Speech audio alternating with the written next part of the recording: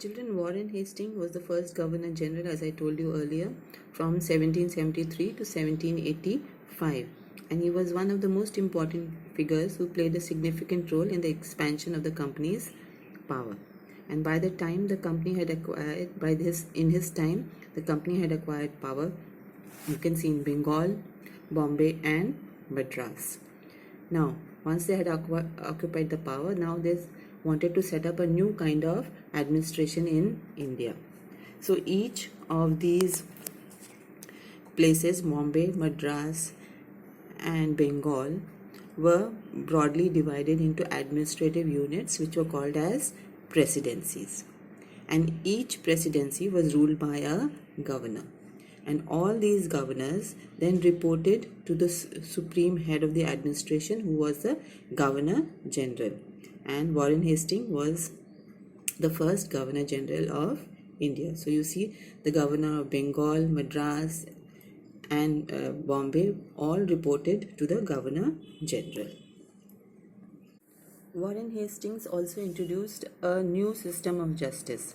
Now, in this new system of justice, the presidencies were further divided into districts, and each district were to have two courts. So you can see it was a criminal court and civil court.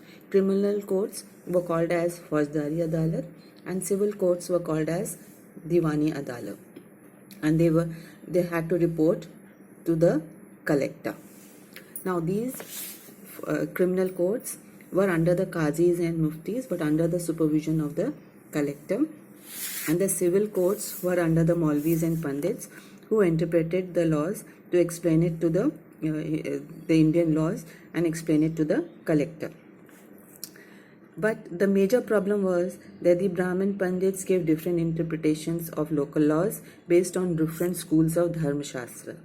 Now, to bring about uniformity, in 1775, 11 Pandits were asked to compile a digest of Hindus' laws, and these laws were further then translated into English by a Englishman called Hull Head. And by 1778, a code of Muslim laws were also compiled for the benefit of European judges. Okay, so this was just to bring about uniformity so that everyone gets proper justice. Now, if anyone was unhappy with the Faujdari Adalat and Diwani Adalat, they could go to another higher court, which was called as Sadar Nizamat Adalat. And finally, in 1773, a new court was set up in Calcutta, which was the Supreme Court, which was the highest court of justice. So these were the reforms made by Warren Hastings in the judiciary system. Now, what you see here? Now here the collector became very powerful, and he acted like an administrator, judge, and a magistrate. So there's too much power given in one hand.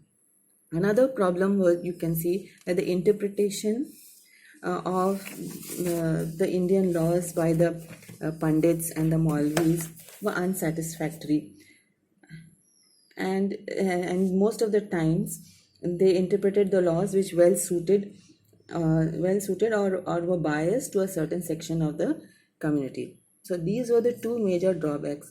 And then to bring about uniformity, they were asked to compile all the laws so that everyone would get equal justice. So these were the changes brought about in the new administration in the judicial system.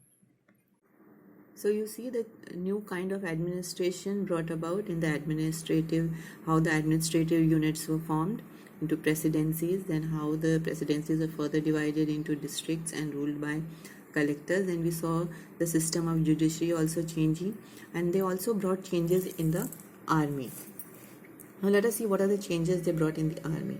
Now Britishers were influenced by the Mughal army, and they wanted to establish their own army on the same lines. So let us see, what did the Mughal army consist of? It consisted of cavalry, that means there were soldiers on horsebacks. Then it consisted of infantry, who were foot soldiers, who were trained in the use of archery and use of swords. They also recruited peasants in their army and trained them as professional soldiers.